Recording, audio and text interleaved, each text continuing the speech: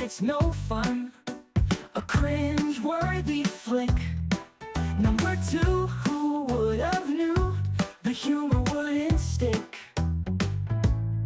Scenes untold, they get so old, painful to endure. Jokes untold, they're cold as snow, of that we're sure. IMDb's worst, you see no comedy gold. Laughs did burst, but in reverse, it's the way it goes. The films that we will look at today are cited by the Internet Movie Database as the worst American live-action comedies. This is mostly due to their incoherent storytelling, dumb dialogue, low production values, and poor acting. Look, let me be plain, nothing is right about these films. I need to warn you that we are going deep on this gruesome topic. It is advisable that you wear a hazmat suit or, in the very least, gloves and a mask. Every country has the one comedy film that stands out for being the most atrociously unfunny comedy film the country has ever produced. Let's take, for example, a 2015 German film called Potato Salad, or Hungary's misguided rom-com Dream.net, 2009. But these films are fine art compared to the 2004 British film Fat Slags. Hey, you two! Now! What would you say if I thought you two were doing a terrific job and you both deserve a raise? Really? No! You're bloody awful! You're rubbish, the deliveries are weeks behind. Your timekeeping stinks. And as for your safety record, you're worse than that bloke with Parkinson's down at the nitroglycerin factory. You two are a couple of useless, brain-dead sea cows. Just give me one more excuse to fire your fat asses. Go on!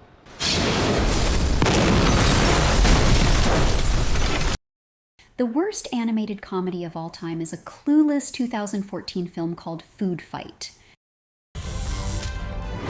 He's dynamic. Oh boy! He's dramatic. He's the big dog Dex Dog Detective is back in the house! that always runs to the rescue. I still got it. Food! I love this guy. Fight! It's a battle between the world's most beloved brands and the forces of darkness. Watch the tail. Sorry, Charlie. Taste that!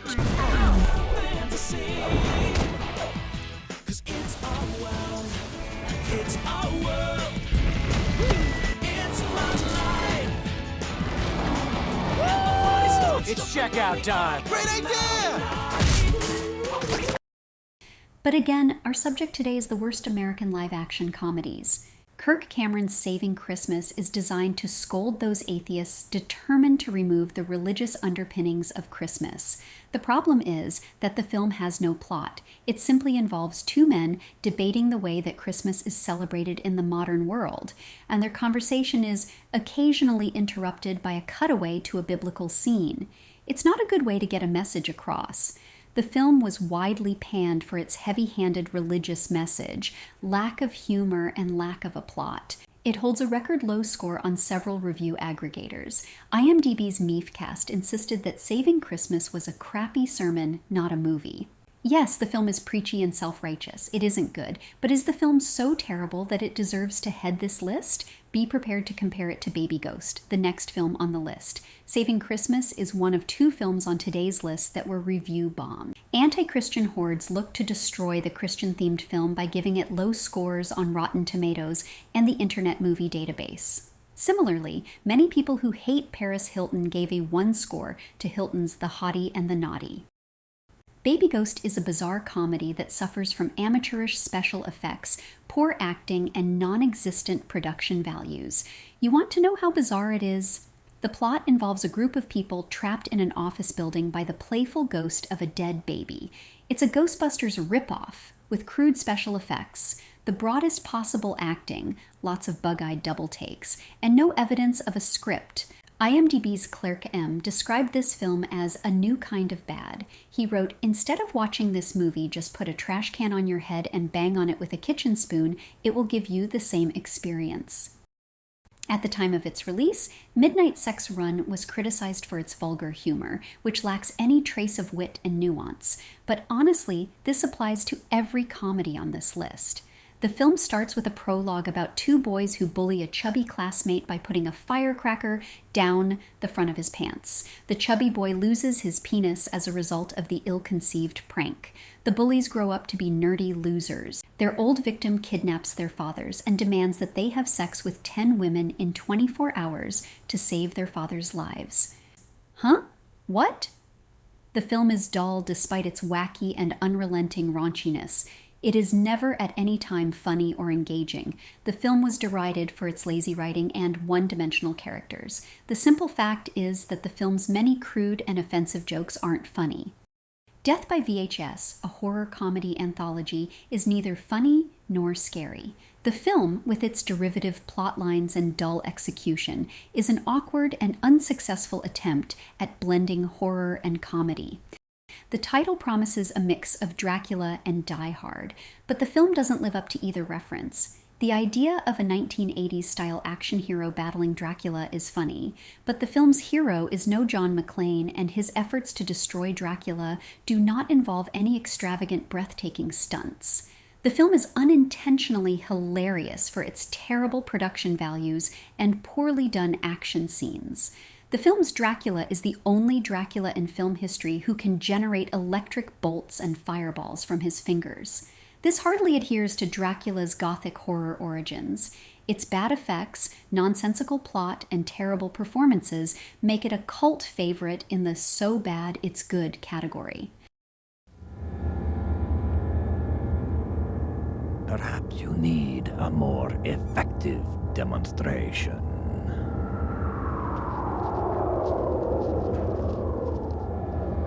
It is dangerous to play with fire. I declare war on all vampires! Die, Dracula! Ah! Yes! Ah! Ah! Dr. Van Helsing, you'll pay for this. Whoa! Sheesh! Let's... Come on. Ah, you damn broad. Man over there is one of them. I can smell a vampire from a mile away.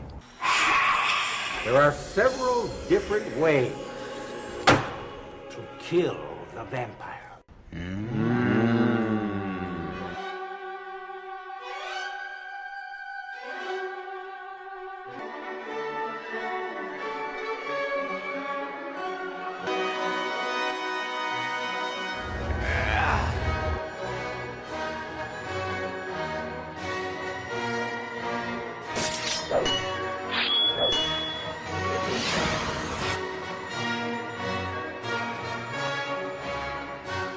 I'm an American.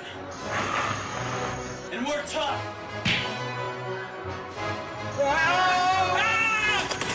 We are going to go right back to that castle and blow the hell out of it. Not now.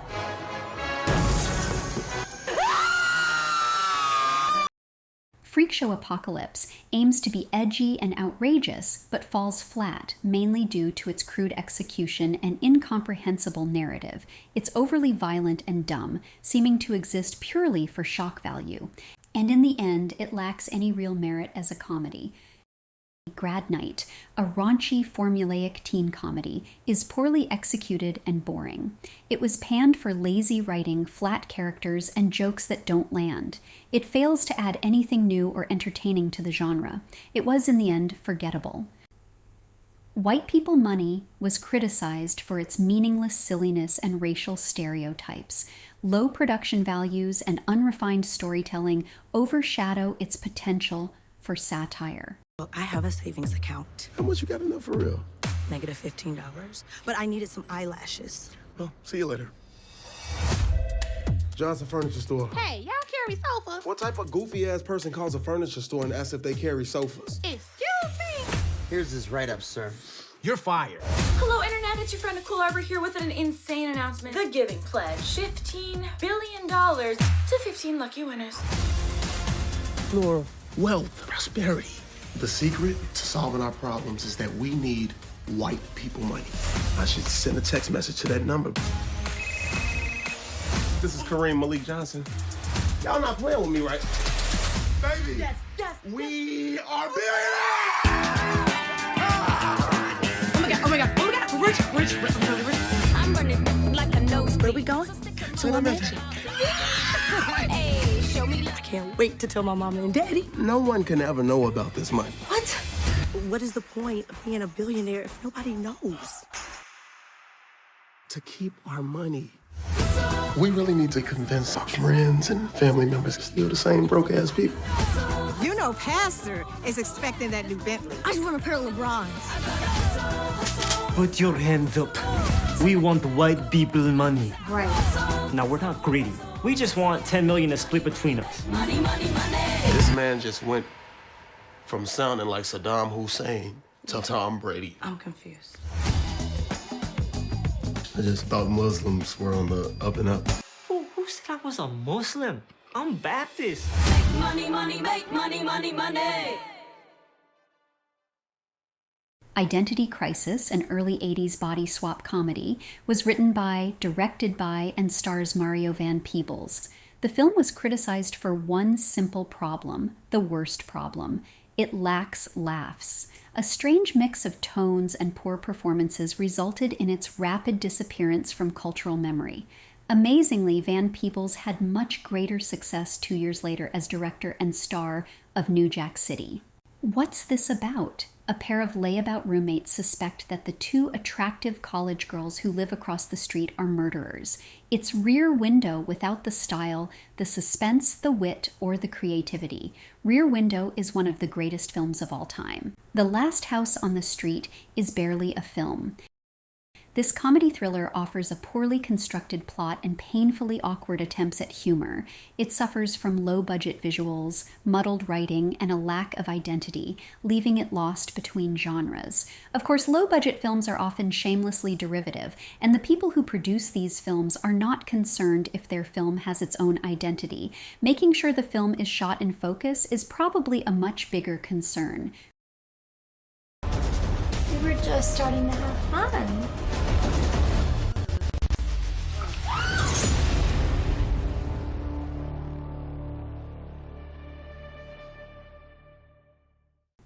Bikini Med School is a soft-core sex comedy with little substance or genuine humor. It relies heavily on its titillating premise, but it falls short of any real narrative or entertainment value. What do you think, Head Nurse Almondina? Yes, absolutely. I think we should rush the patient to the intensive care right away. Purely exploitative, with bad acting and a lack of any real structure, it is more a gimmick than an actual film. Oh God, there's nothing to mix this with. Oh, that's why I always bring Spud. Spud? Spud. Never leave home without it. Spud. The condo revolves around an unlikable ensemble cast, lacks an engaging plot, and has no real payoff. The film feels more like a cheap and uninspired sitcom than a feature. What is that? That's not what it seems like. Hey! Space Boobs in Space is an obvious film to address in a discussion of worst films. This low-budget parody suffers from juvenile humor, weak acting, and a general lack of substance. The film was criticized for relying too heavily on its absurd title without delivering any real content, resulting in a tedious watch. Yes, this is another film without substance. I know that I'm sounding repetitive, but the simple fact is that these films share the same basic problems. No substance, no coherence. The actors can't act. The camera work stinks. The script is woeful. From Justin to Kelly, a quickly produced American Idol tie-in, was widely regarded as an artistic and commercial flop. It ranks among the worst reviewed musicals and comedies ever made. The movie was panned for its cheesy performances, laughably bad dialogue, and shallow plot. Showgirls 2 is a sequel to one of the most notoriously bad films of all time. The film suffers from an even lower budget and ridiculously bad performances. Poorly directed, with awkward pacing and unconvincing plot twists, it fails to capture the so-bad-it's-good charm of its predecessor.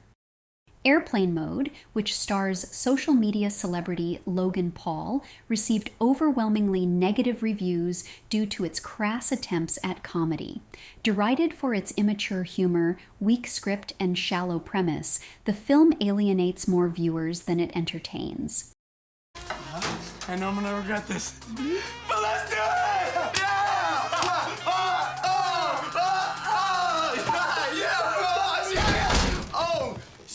Disaster Movie, the most infamous of the post-Airplane spoof movies, was universally panned for its lazy, unfunny parodies. Its repetitive jokes, crude humor, and lack of originality led to it being labeled one of the worst comedy films ever made. What the hell was that?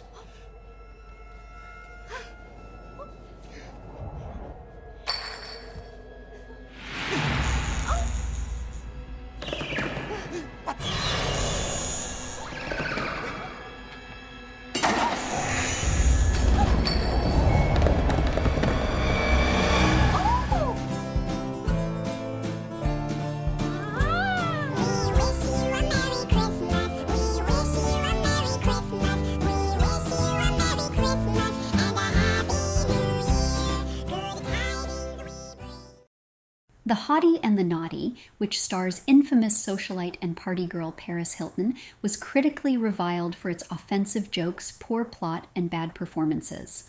It's often cited as one of the worst romantic comedies of all time. Nathan Lee of The Village Voice called it crass, shrill, disingenuous, tawdry, mean-spirited, vulgar, idiotic, boring, slapdash, half-assed, and very, very unfunny. Richard Roper called it excruciatingly, painfully, horribly, terribly awful, and argued that nobody in this movie really should have a career in movies. Class, we have a new student today. You never forget your first love. Her name is Christabel. Just ask Nate Cooper.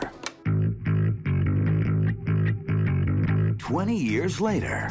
Aren't you Christabel Abbott? I think we went to school together. Nate Cooper. He's getting a second chance. So what is it that you do these days? I am a personal trainer. You should check out my gym. My roommate and I are going there this afternoon for yoga. Do you want to come? Yeah. But the only way to get her Hey, Cooper. is to get past You remember June? her. Yes, who could forget June? It's a very well-known law of physics. The hotness of one girl is directly proportional to the ugliness of her best friend. I've made a promise to myself that I'm not going to date anyone again until June has someone special in her life. That could be a very long time. She's like some hideous dragon guarding the princess. I got a plan. Like I said, as long as she's female. Oh my God, it has whiskers. And no teeth. She has teeth, they're just not the conventional shade. Let's go get some sun.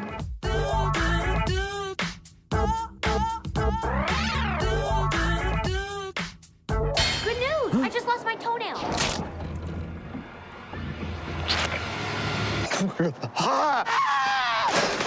Regent Releasing presents. I have found the perfect guy for her. Cheers.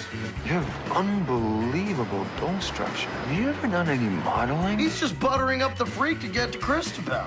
This is your competition, my man. You are so screwed. This Valentine's Day. I love this song. He stole my mojo. Ooh, that was hard. Yoan happens to be the devil. Excuse me, sorry. Open your heart. Ever since the first grade, I thought that you were the girl that I was meant to be with. Oh. And close your eyes. Sorry. Nice. June and I don't get much action, so we take what we can get. Paris Hilton, Joel David Moore, Christine Lakin, the Hottie and the Naughty. If you give up on your dream, you die. Are you quoting me Flashdance? Sex and Assassins was almost universally panned for its absurd storyline, bad acting, and failing to capitalize on either of its titular themes. The film's lack of cohesion and depth makes it a poor attempt at genre blending. Why did you write this script? You know why I wrote it. Why? Just leave me alone. Why, Jonah? Because I don't want to be a bum slut bitch. Right! You're not a bum slut bitch! Oh!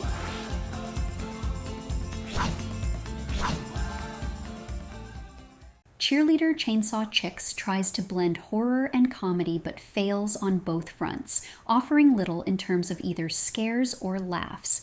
This is another low-budget film that relies heavily on shock value and absurdity without delivering actual humor.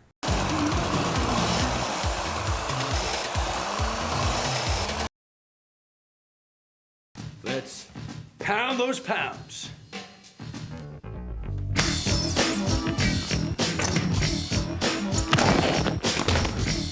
Now this is a bit heavy, so you may not manage it. Let's see what you can do. Right.